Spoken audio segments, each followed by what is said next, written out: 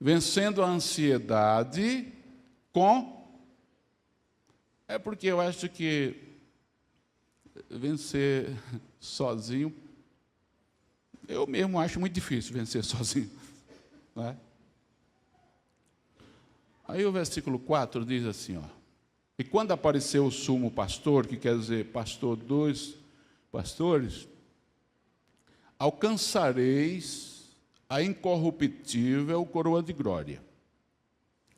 Eu estava observando sobre coroa na Bíblia e deve ter mais, é claro, mas eu encontrei 5 que tem muito a ver com a igreja, a noiva de Cristo, caminhando firme com Cristo. Então, o primeiro ponto aqui não é se aparecer o sumo pastor. É bom atentar a esses detalhes.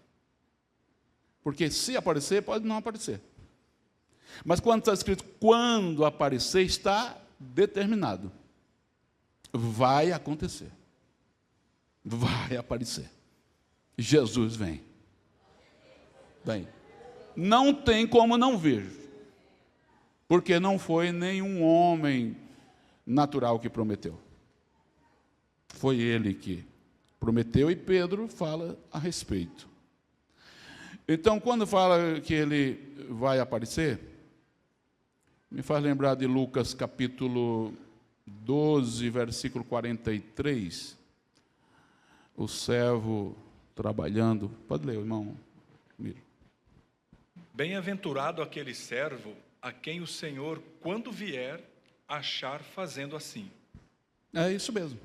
Não está dizendo se vier. É quando ele vier. Ele vem. E isso me chama a atenção, essa afirmação bíblica.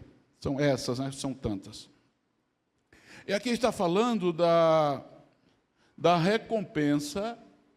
Nós falamos do versículo 1, 2 e 3 na terça passada.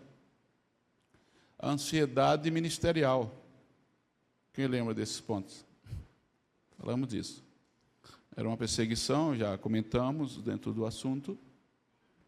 E havia uma ansiedade muito grande na vida da igreja. E Pedro disse, não, eu sou presbítero com eles. Sou presbítero também. Mostra a responsabilidade de ser obreiro do Senhor. Porque tudo aquilo que é importante, irmãos, causa sobre nós e exige de nós responsabilidade. Não é? E o que me chama a atenção é que no Apocalipse capítulo 22, mostra que ele vem e trará recompensa. 22, versículo 7. Isso. Eis que presto venho, bem-aventurado aquele que guarda as palavras da profecia deste livro. Versículo 10. E disse-me, não seles as palavras da profecia deste livro, porque próximo está o tempo. Versículo 12 e versículo 20. E eis que cedo venho, e o meu galardão está comigo para dar a cada um segundo a sua obra. Aquele que testifica essas coisas diz, certamente cedo venho, amém. Ora, vem Senhor Jesus. Esses quatro versículos, você observou em algum deles, que se ele vier, vai trazer recompensa? Ou está dizendo quando ele vier? Então ele vem e acabou. Quem falar o contrário disso, você faz de conta que não é com você. Porque a Bíblia está dizendo que ele vem e haverá recompensa para os vencedores. Então eu aprendi, dentro de um tempo, a não dar ouvido àquilo que distorce o que está estabelecido. Falando comigo fora do que está escrito, inventando coisas, para mim não está falando nada. Interpretação humana fora da realidade, para confundir a mente dos salvos, é melhor nem falar comigo, que não, nem entra aqui para sair aqui. Ó. No ouvido, sair no outro. Não, eu tenho muito o que fazer. E você também, nós temos muito o que fazer. Então, observe que ele diz, olha, no versículo 7, eu venho cedo, já eu venho. Versículo 10 é a mesma coisa. Versículo 12, vou trazer recompensa, galardão, recompensa. Ah, você ainda está em dúvida? Aí vem o versículo 20. Certamente, com certeza, sem nenhuma vírgula de dúvida, cedo venho. É nós que somos apressados. Você observou que quando estamos aqui alegres, ouvindo Jesus falar, saímos renovados. Ah, Jesus me dá mais 50 anos de vida. Aí quando o vento começa a soprar, por que ele não vem logo ou me leva logo? Não, vamos vivendo. Um dia no vento, uma semana sem vento. E assim vamos embora. Vamos para frente. Então é isso que mostra o Apocalipse 22. Agora vamos para essa parte tão importante da coroa. Coroa que mostra em Pedro a coroa de glória, não é? Isso, ó. E quando apareceu o sumo pastor, alcançareis a incorruptível coroa de glória. Muito bem.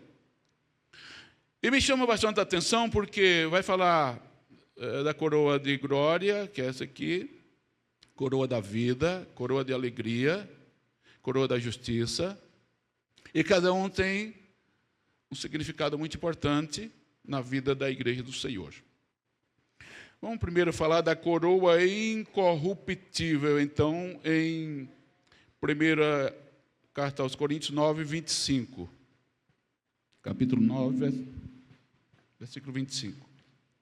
E todo aquele que luta, de tudo se abstém. Eles o fazem para alcançar uma coroa corruptível. Nós, porém, uma incorruptível. Aí Paulo faz uma comparação dos atletas, não é? Que corre em busca de uma coroa corruptível, de um prêmio, de um troféu. Porém, a igreja de Jesus é diferente, Paulo falando. E aqui mostra a coroa incorruptível. Será para quem abriu mão dos prazeres, fama, pecados, e tem uma vida de renúncia para servir ao Senhor. Ao ponto que Pedro falou na primeira epístola, capítulo 1, versículos 3, 4 e 5. 1 Pedro, capítulo 1, versículo 3 ao 5. Bendito seja o Deus e Pai de nosso Senhor Jesus Cristo, que segundo a sua grande misericórdia, nos gerou de novo para uma viva esperança, pela ressurreição de Jesus Cristo dentre os mortos, para uma herança incorruptível, incontaminável e que se não pode murchar, guardada nos céus para vós, que mediante a fé estáis guardados na virtude de Deus, para a salvação já prestes para se revelar no último tempo. Porque, veja bem, para quem não tem nada, dizer deixei tudo não é difícil. Mas para deixar tudo, renunciar tudo e servir a Jesus é o maior desafio na mente humana. Ao ponto que Jesus falou e Mateus escreveu assim, ó, parece que é 16 e 26 de Mateus. Ele disse que importa ganhar o mundo todo. Pois que aproveita o homem ganhar o mundo inteiro se perder a sua alma? Ou que dará o homem em recompensa da sua alma? Aí alguém pode pensar assim, mas eu não deixei grandes coisas. Tem um cidadão, ele jogava no Esporte do Recife, e de repente Jesus salvou o cidadão.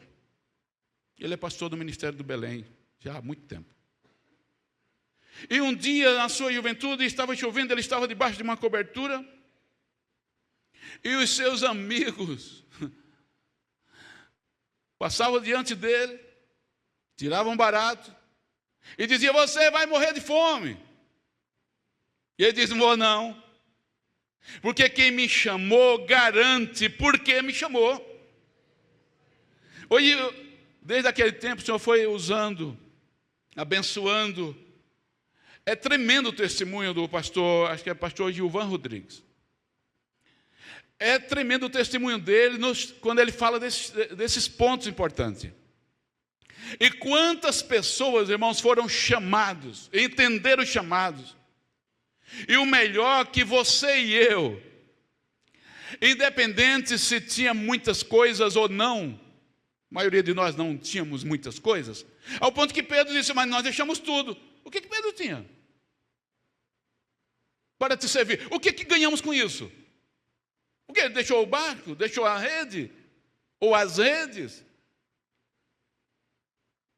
Mas aquilo que serve no dia a dia, que leva o nosso ego lá para cima, ó, e na hora de decidir, que seja coisa que para alguém não tem muita importância, mas para quem usa tem muita importância. E o Senhor agora diz: eu te chamei para uma herança incorruptível. Você troca essa que se corrompe e você vai receber uma herança eterna. Mas você precisa caminhar comigo. Então, é essa coroa incorruptível que fala aqui, que Paulo falou, que Pedro falou, é para quem renunciou e para quem vive renunciando. Porque a nossa vida até Jesus voltar é uma vida de renúncia. É uma vida de desafio, e você sabe disso. Vamos para a segunda coroa. A segunda coroa está escrito em 1 Tessalonicenses 4:19. Coroa de alegria.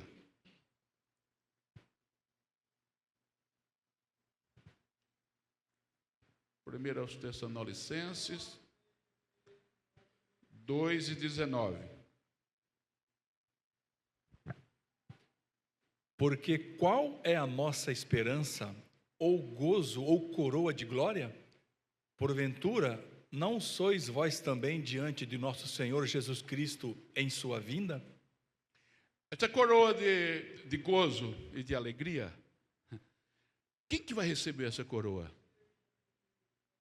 Para quem ganha almas para Jesus.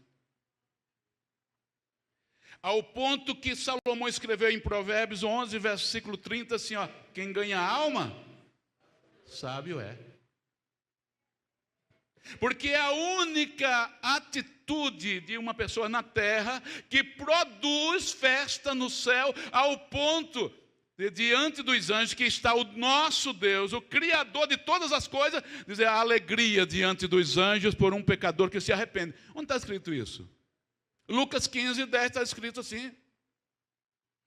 E isso é tão importante que Tiago escreveu assim. Esse nós vamos ler, capítulo 5, versículo 19 e 20 da carta de Tiago. 5:19. Irmãos, se algum dentre vós se tem desviado da verdade, e alguém o converter, saiba que aquele que o fizer converter do erro do seu caminho, um pecador, salvará da morte uma alma e cobrirá uma multidão de pecados. Por isso que a igreja de Jesus, irmãos, toda a membresia, precisamos viver atento a uma coisa. Ele diz: quando você e eu, quando uma pessoa chega, está caminhando numa vida de pecado, e muitos deles até já congregaram, e chega revoltado, chega totalmente constrangido, de alguma forma. A posição do salvo é mostrar que Jesus continua no mesmo lugar, fazendo as mesmas obras, salvando sempre os pecadores. E quando a pessoa dá ouvido à palavra ensinada, e será alcançada, aí produz festa nos céus, e esse que foi usado para que essa pessoa se converta, é onde entra a coroa de alegria na vida dele. É por isso que quem evangeliza, quem fala de Jesus, isso independente se pela mensagem cantada, mensagem pregada, através da sua oração, e vai alcançando vidas para o reino. Você pode ver que a tristeza não vence esses crentes. Não fica triste, mas fica. Mas não permanece a tristeza na alma. A tristeza passa, mas já não vê a hora de sair, porque há uma ação do Espírito sobre quem age desta forma. Nunca alimente a revolta de alguém, porque você abraça uma causa que não é sua. Nunca alimente, o amargo de alguém. O que diz aos Hebreus? Parece-me que é o capítulo 12, a partir do versículo 15, sobre a raiz de amargura. E essa raiz de amargura que vai brotando, quando se fala de raiz, fala de estrutura. É isso mesmo? Vamos lá. Tendo todo cuidado de que ninguém se prive da graça de Deus, e de que nenhuma raiz de amargura brotando vos perturbe, e por ela muitos se contaminem. O salvo não alimenta a raiz de amargura.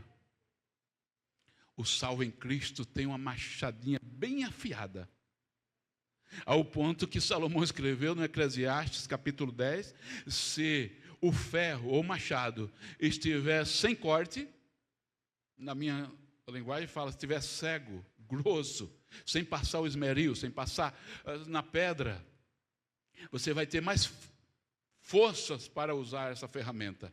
Mas se tiver afiada, com o esmeril chamado oração, adoração, gratidão, fé, esperança.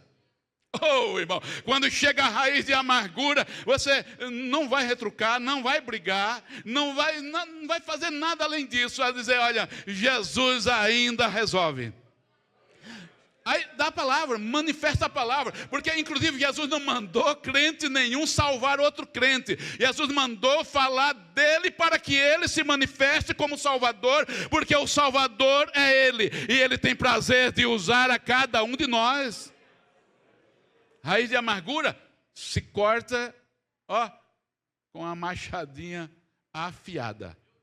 Elimina com a machadinha afiada. Aí corta a raiz de amargura. Essa pessoa é restaurada por Cristo e pela sua palavra. O reino dos céus vai sendo povoado a cada dia. E Cristo sempre glorificado. E quem deixa Jesus usar, nunca saia da brecha para Jesus usar. Porque quando ele diz assim, olha, procurei entre os homens, isso é Ezequiel 22:30, um que estivesse na brecha, mas não encontrei. Não achei. Estou procurando. Mas não é que ele achou muitos hoje aqui? Crentes que se colocam na brecha. Isaías 6:8, a quem enviarei e quem há de ir por nós? Aí Isaías disse, estou na brecha, Senhor. O Senhor disse, vai você. Vai você profetizar o nome que está acima de todos os nomes. Foi quem mais profetizou a respeito de Jesus. Profetizou o nascimento de Jesus, profetizou sobre a mãe de Jesus, profetizou sobre a cruz de Jesus, profetizou sobre o sofrimento de Jesus, profetizou sobre o menino Jesus e profetizou sobre o arrebatamento da igreja. Isaías falou tudo a respeito de Jesus, porque se colocou na brecha. Não saia da brecha, porque aquele que está pronto para nos usar, ele estou procurando. Eu preciso de lupa para ver melhor, de óculos e de lupa, mas ele não. Jesus é aquele que vê uma formiguinha, a menor que tiver na terra, numa noite escura com a luz apagada e a formiguinha estando debaixo de uma pedra. Assim ele nos achou, e para nos usar, ele continua procurando. Cadê? Tem alguém na brecha? Tem alguém para eu usar na oração e os milagres acontecer? Tem alguém para eu usar de alguma forma na oração, no louvor, na pregação, na evangelização, no conselho, aconselhando alguém para eu restaurar vidas, que é o ponto principal, e povoar o reino e a alegria distribuída sobre esses que o Senhor, aleluia, nos deu a oportunidade de ser usado por Ele. Oh, glória a Deus! Oh, glória a Jesus! Glória a Jesus! Coroa da justiça, 2 Timóteo 4, versículos 6 a 8.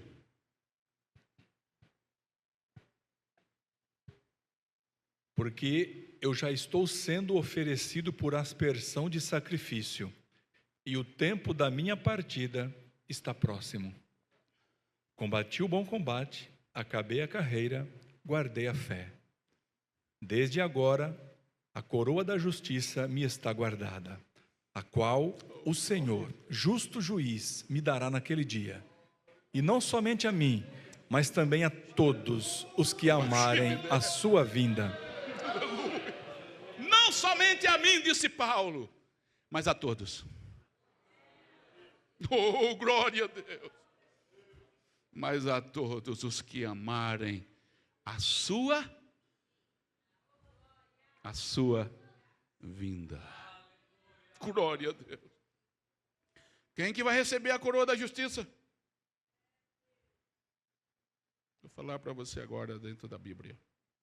Será entregue para quem ama a Jesus acima de tudo. Ao ponto que o mesmo Paulo escreveu assim aos Romanos, capítulo 8, parece-me que é o versículo 37 e 38, que diz, vamos ver. Mas em todas essas coisas somos mais do que vencedores por aquele que nos amou. Porque estou certo de que nem a morte, nem a vida, nem os anjos, nem os principados, nem as potestades, nem o presente, nem o porvir. O 39, para concluir. Nem a altura, nem a profundidade, nem alguma outra criatura nos poderá separar do amor de Deus que está em Cristo Jesus, nosso Senhor. Quando nada separa o crente de Cristo. Volte ao versículo 38 para a gente observar alguns pontos. Porque estou certo, eu estou convicto, eu tenho certeza, não tenho dúvida, é isso que ele está falando. Do que nem a morte, nem a vida, nem os anjos, nem os principados, nem as potestades, nem o presente, nem o porvir. 39. Nem a altura, quando estou no auge, quando não consigo andar, mas Ele me faz voar. Quando nada me vence, glória a Deus, dentro de um momento. Altura. Altura. Quando nada te assusta.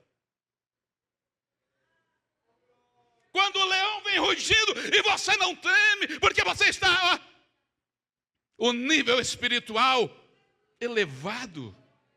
E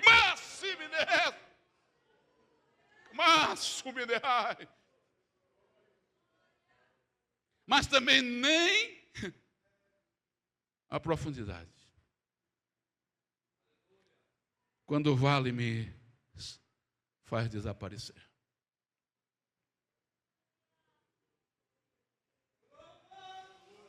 Quando alguém me diz, cadê? Onde ele está? Onde ela está? Se apagou. E você está aqui. E hoje é noite do renovo de Deus na casa.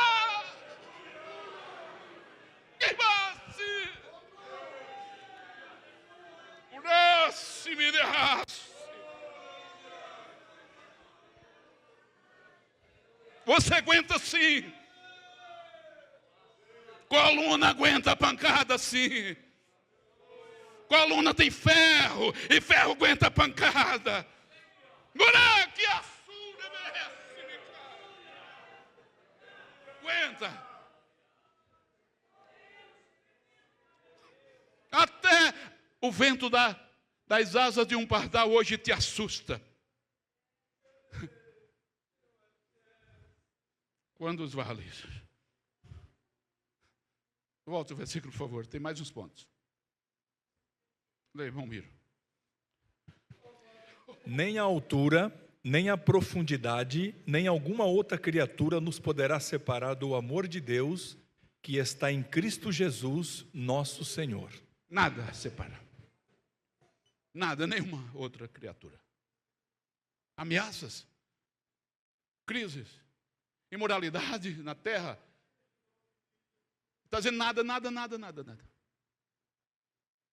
Qual o teu foco, Paulo? Coroa da justiça. O que você espera, Paulo? Coroa da justiça. Não largo ele. Se me matar, vai me matar como mataram mesmo. Porque a leitura lá de segundo a epístola a Timóteo foi despedida de Paulo. Fizeram, na minha linguagem, uma arapuca, uma armadilha. E atribuíram todo aquele desastre aos cristãos. Pena de morte para Paulo. Sabe quando anda direito e se torna crime hediondo? É isso que Paulo passou.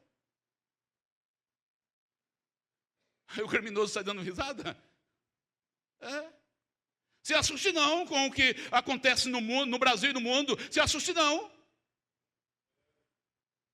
A igreja tem um dono que pagou um preço muitíssimo alto e ele tem zelo pela noiva dele.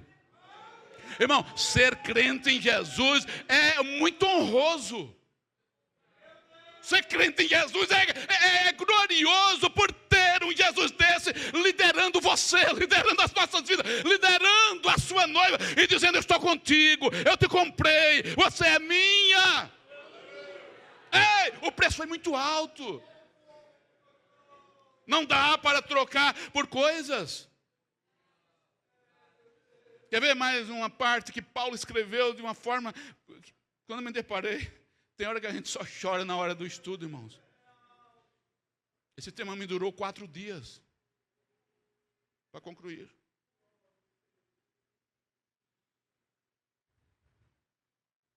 Filipenses capítulo 1, versículo 20 ao 23. Segundo a minha intensa expectação e esperança de que em nada serei confundido, antes, com toda confiança, Cristo será, tanto agora como sempre, engrandecido no meu corpo, seja pela vida, seja pela morte. Estava decidido ou não? Ou para morrer ou viver. Cristo é meu, eu sou de Cristo e está tudo certo. É muito forte, 21. Porque para mim, o viver é Cristo e o morrer é ganho. 22. Mas, se o viver na carne me der fruto da minha obra, não sei então o que devo escolher. 23. Mas, de ambos os lados, estou em aperto, tendo desejo de partir e estar com Cristo, porque isto é ainda muito melhor. É forte, não é? O Paulo estava dizendo assim, na minha linguagem: o que desejo de entrar no céu? Desejo de partir. Que vontade de entrar lá. E principalmente já tinha recebido aquela revelação, sabe? De 2 Coríntios 12. Vi coisas inefáveis, inefável, que aos homens não convém falar. Não dá para explicar. Eu mesmo não compreendi tudo, era isso que ele estava dizendo. Tenho vontade de partir, que é melhor estar com o Senhor. Mas se der fruto, eu quero que o Senhor me deixe mais um pouco aqui, desde que seja para que os frutos se manifestem através de mim. E por que Paulo estava dizendo isso? Porque no mesmo capítulo, no versículo 15 e 16, tinha alguns pregando por inveja e contendas. Graças a Deus que depois de Paulo não teve mais, né? Hoje Acabou. Acabou mesmo? Vai pela palavra, irmão. Vai pela palavra. Vamos pela palavra. Bíblia. De outra forma não dá certo. A igreja que prega a Bíblia tem renovo, vida. Todos aqueles que se envolvem com a Bíblia, pode ter certeza, a vida será mudada. E não adianta eu forçar você a mudar. Eu vou mostrar só na Bíblia. A minha função não é mudar a vida de ninguém. É mostrar que o Cristo, o meu Cristo, o seu Cristo, o nosso Cristo, o noivo da igreja, ele muda a vida. Muda a vida. E como muda? E você sabe disso. Que é bom nem lembrar do passado, mas você sabe a figura que você é hoje, porque Cristo fez na sua vida. E se estiver na igreja 6 meses, 1 ano, e não teve mudança, não houve encontro. Não houve, porque se acreditar na palavra, a vida será mudada. Não tem como não mudar. É impossível não mudar. Mas qual a base principal disso? Você não lembra de Isaías 55? Que a palavra que ele enviará, que ele envia, não voltará vazia. Antes fará o que lhe apraz. Não volta sem produzir. Não, eu vou mandar a palavra só porque preciso mostrar lá na terra que eu sei falar bonito. Não, não é isso não. Manda a palavra porque vai entrando na alma. Aí vai arrancando ansiedade, vai arrancando depressão, vai arrancando ira, vai arrancando contenda, vai arrancando mágoa, vai arrancando tristeza.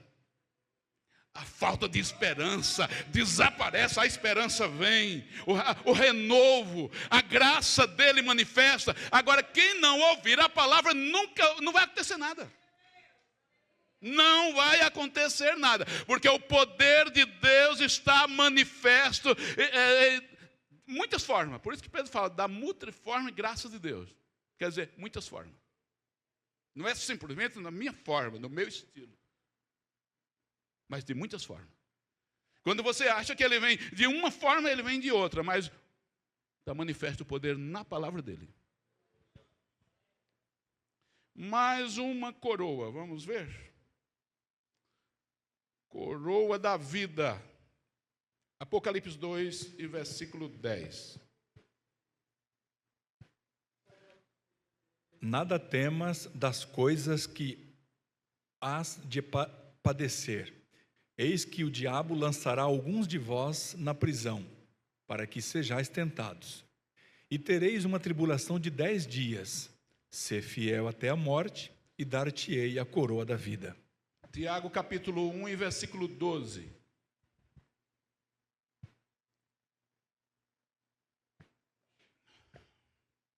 Bem-aventurado o varão que sofre a tentação, porque quando for provado, receberá a coroa da vida, a qual o Senhor tem prometido aos que o amam. Coroa da vida será entregue para os que permanecerem firmes. Tribulações e mais tribulações vêm sobre todos nós. As lutas, os desafios, tentações.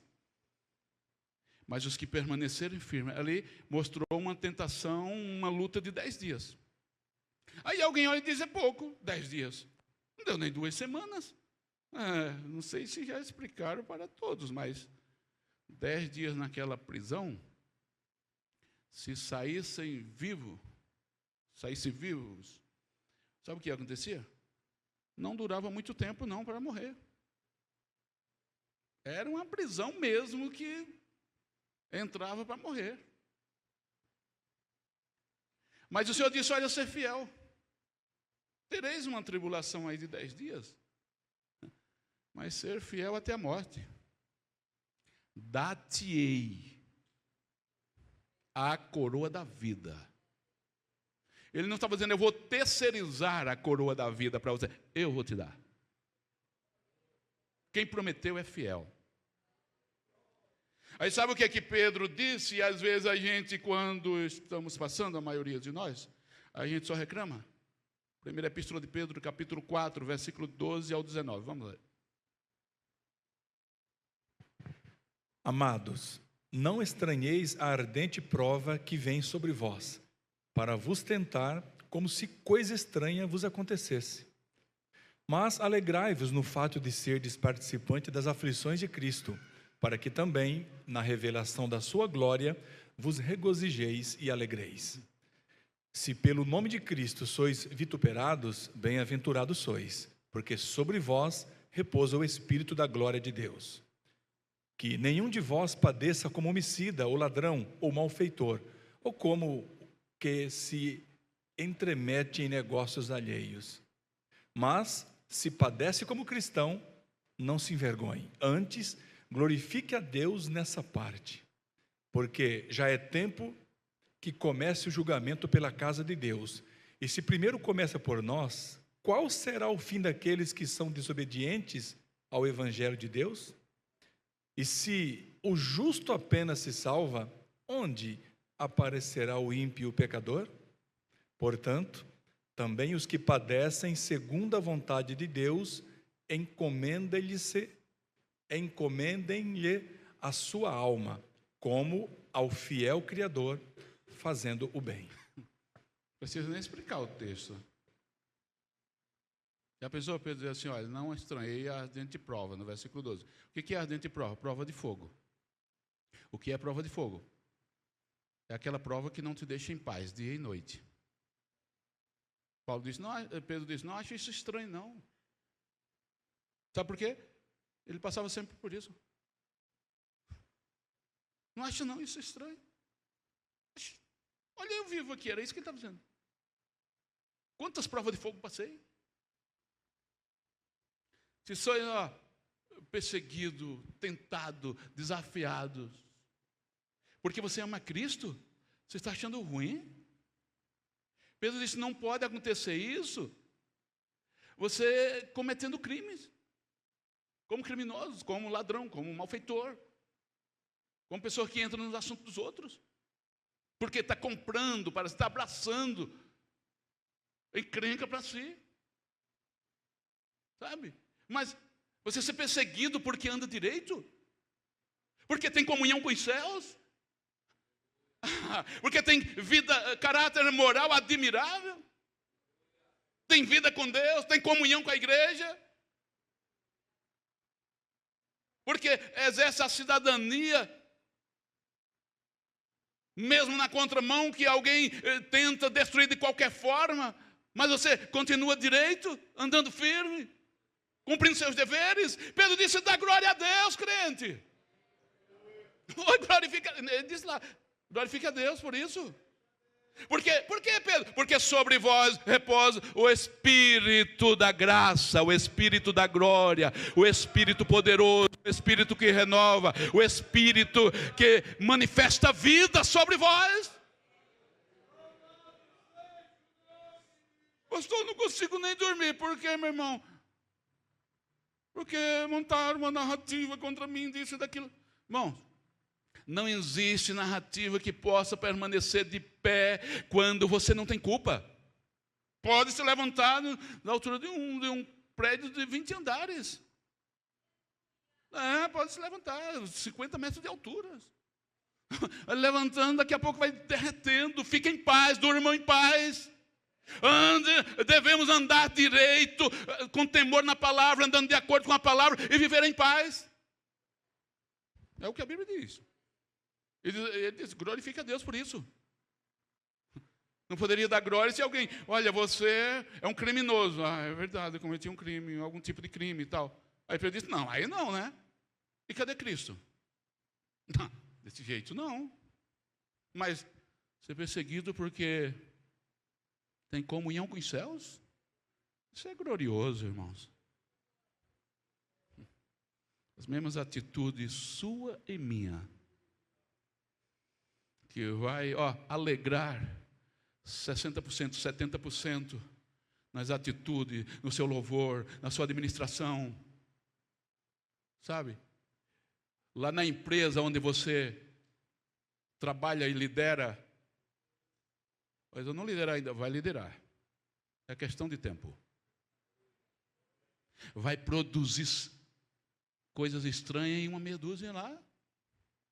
E aí, pastor, o que eu faço? Permaneça do mesmo jeito, firme, fazendo direito, sabe, andando direito, agindo direito, conforme o que a Bíblia nos orienta. E o que é que vai acontecer? Vai acontecer bênção. Esse vento já vai passar. É questão de tempo. Ei, é questão de tempo. Vai passar. Se levanta, mais passa. Se levanta, mais passa. Oh, glória a Deus. Pastor, então me mostra uma prova. Você não lembra de Isaac? Vamos cavar os poços. Cava aqui, cava ali e tal. Aí chegou quem não cavou e disse assim: pode sair, desocupa. Isaac brigou? Não. Pegou sua equipe. Pega o meu violãozinho e vou tocar em outro canto. Cava aqui. Cava aqui. Cava ali. Ei, também é meu. São meus esses poços. É seu? É água viva. É por isso mesmo. Só enguiço, só encrenca. Isaac olhou para a sua equipe e disse assim: ei, pessoal, bora. Cava ali.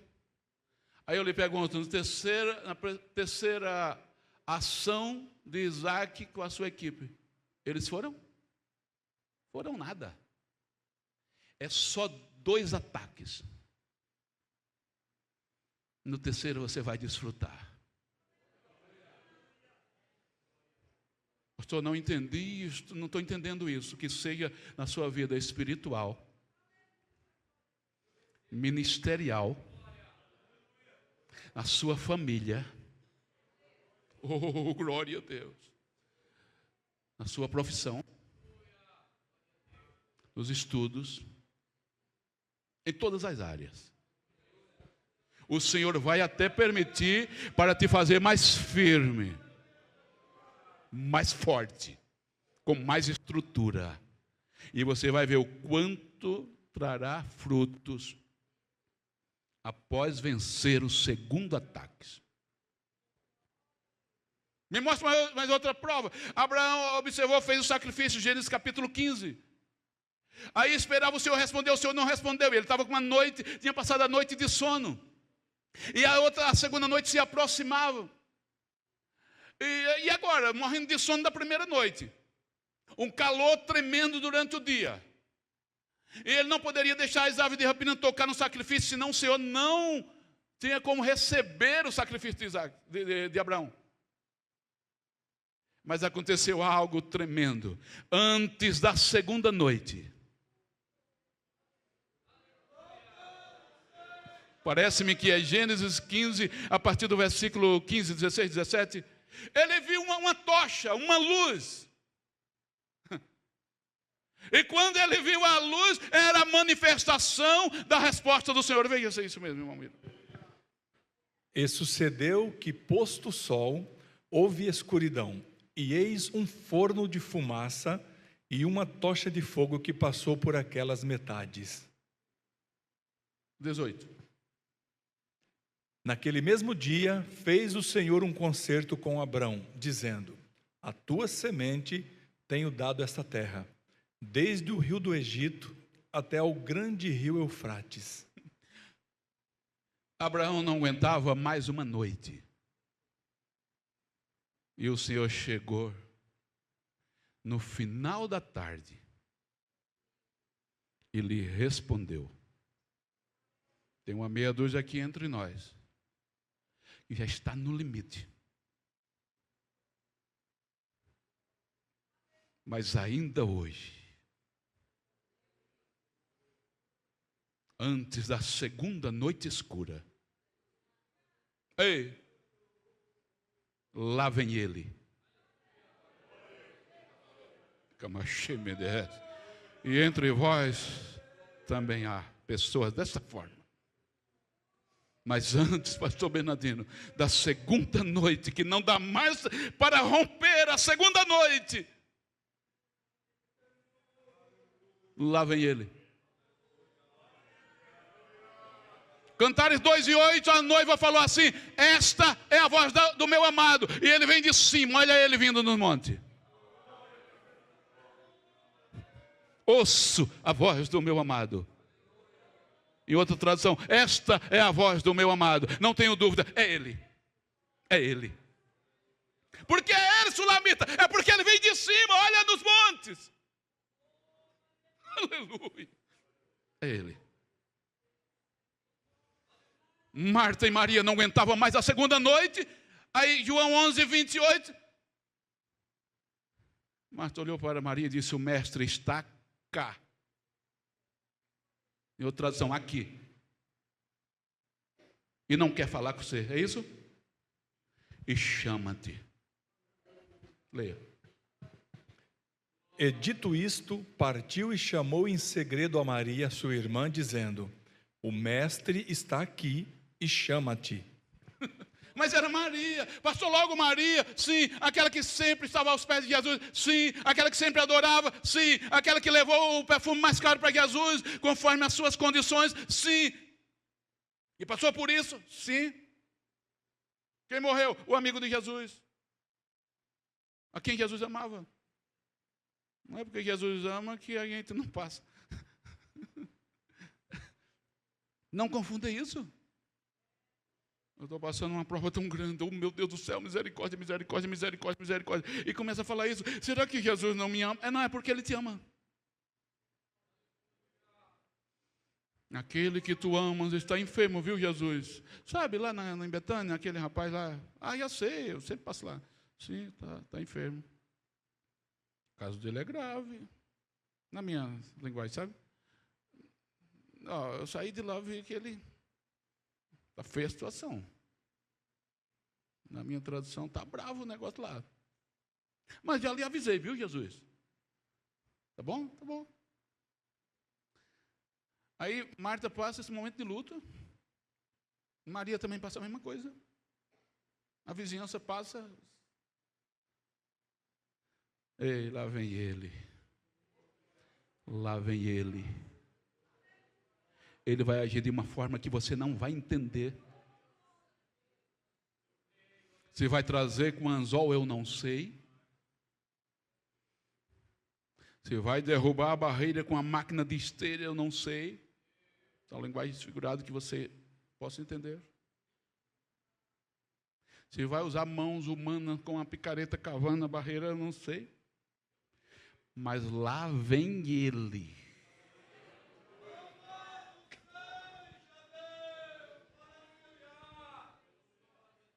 Glória a Jesus. Sim, mas não falou da coroa de glória. Eu vou falar agora para a gente terminar o assunto de Pedro. O que é a coroa de glória de Pedro 5:4? Coroa de glória? Pois é. E quando aparecer o sumo pastor, alcançareis a incorruptível coroa de glória. Para quem será? Para quem será essa coroa? O próprio texto está mostrando para quem será. Você não viu que Pedro, no versículo 2 e 3, ele disse para fazer a obra com zelo, com responsabilidade. Não foi? Pois é. E o que é a coroa de glória? Essa coroa de glória se trata de algo tão... Todas, claro, vem de Deus, tudo é de uma forma acima de tudo. Então a coroa de glória será para os vencedores. Uma coroa de glória significa de alto grau de glória eterna. Será para quem faz a obra do Senhor com zelo, um compromisso. Se você observar o que já falamos terça-feira, no versículo 2 e 3 está mostrando. Vamos só dar uma passada, uma leitura no versículo 2 e 3. Apacentai o rebanho de Deus que está entre vós, tendo cuidado dele, não por força, mas voluntariamente, nem por torpe ganância, mas de ânimo pronto. Nem como tendo domínio sobre a herança de Deus, mas servindo de exemplo ao rebanho. Isso é muito sério. Irmãos, sabe qual o maior perigo de trabalhar no reino de Deus? É quando a mente está voltada da pessoa trabalhar como empregado do reino e não como filho. Por quê? Porque empregado recebe salário e filho recebe herança. Você entendeu essa ou não? Você observa que a maioria, pelo menos os amigos de trabalho, reclamava sempre do patrão. Nós estamos trabalhando, mas o patrão está enriquecendo. Ué, oxi.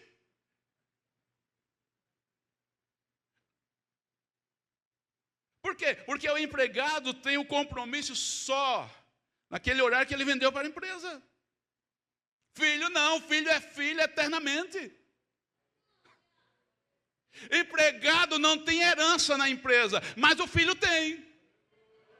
Se o filho nunca mover uma palha, vai ter herança na família do mesmo jeito.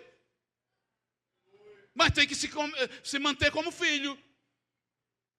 Quer ver o empregado? Você lembra da parábola dos trabalhadores da vinha no capítulo 20 de Mateus? E já falamos a semana passada que eles estavam ansiosos porque estavam desempregados. Aí, quer ir trabalhar na minha vinha? Quero. 1 denário por dia. Combinado. Aceito. Aí quando recebeu 1 denário, reclamou porque o outro trabalhou 1 hora e recebeu também 1 denário. O que ele tinha a ver com isso? Empregado é sempre assim. Reclama de tudo, porque acha que sempre tem direito, mais direito. Eu estou ganhando pouco para aquilo que eu faço. O empregado vai sempre achar assim. Filho não. Quantas vezes eu passava? Eu via tocando louvores. Naquele tempo daquela fita, gravador, toca fita, né? Disco. No meio da comunidade, que na época chamava de favela. Nos barraquinhos de madeira. Na beira do córrego. E passava e eu ouvia alguém dando glória. Alguém falando em línguas estranhas. Mas era uma casa que muito mal tinha feijão e arroz para comer. Mas você olhava para aqueles crentes, saía ali para adorar, para cultuar, para evangelizar, e você via alegria na alma. Onde você mora? Eu moro ali com meu pai, com a minha mãe. É diferente, filho, é diferente, irmão. Quem trabalha no reino de Deus como filho é diferente. Quer ver um outro? Esse aí vocês sabem, eu vou só lembrar. O filho pródigo disse, mas muitos dos trabalhadores têm abundância de pão, e eu aqui sou filho, mas eu estou passando fome. Ele voltou, não para obedecer como filho, mas por causa da comida. Eu quero ser pelo menos um trabalhador do meu pai. E Deus não quer simplesmente você e eu como empregado dele. Ele quer como filho, porque empregado tem hora para entrar e tem hora para sair. O filho não, de dia é filho, de noite é filho, na chuva é filho, no sol é filho, em todos os momentos. Filho da glória, filho obedece, filho sente o pai, filho ouve o pai, filho fala com o pai, filho tem renovo do pai na alma. Agora quem não é filho não tem nada. Tem só o salário. Por isso que quando chega lá, pois não, estou aqui. Eu conheço você não. Sim, mas eu não trabalhei. Mas você trabalhou como empregado. Você já recebeu. Você já recebeu lá na terra. Você não tem herança não. Irmão, é gravíssimo o assunto. É grave. Tem um versículo lá em Lucas que diz assim, acho que é Lucas 17. Havendo feito tudo que foi mandado. É 17 mesmo ou não? Eu acho que é Lucas 17. Aí você diz assim, fez muito não, mas fala outra palavra lá. Você acha esse verso? Me fugiu, mas eu acho que é Lucas 17.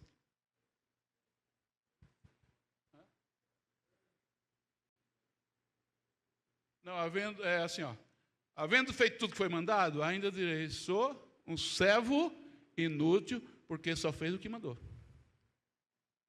Está escrito em Lucas. Não, mas eu não fiz tudo? Fez. Mas se não tivesse mandado, eu não teria feito. Assim também vós, quando fizerdes tudo o que vos for mandado, dizei, somos servos inúteis, porque fizemos somente o que devíamos fazer. Porque se não mandasse, não faria. E a pessoa, eu vim na oração só no dia da minha escala. E a pessoa, eu vim no culto só no dia que o meu grupo vai liderar. Oxê, que coisa feia. Eu acho isso muito feio, olhando para a Bíblia. E o pastor vem quando?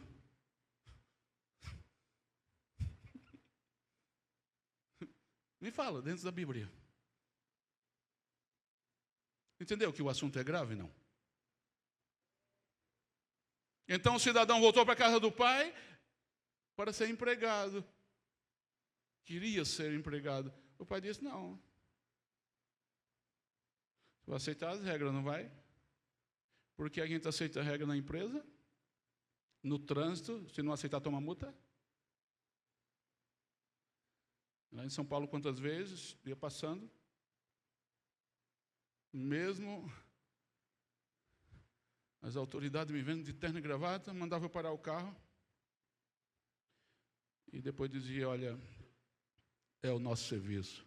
E eu não tenho que retrucar, o serviço deles, está certo. Para, dá uma em geral, obedecer regra. O que o pai fez com o cidadão? Dá sandália para ele que ele está descalço.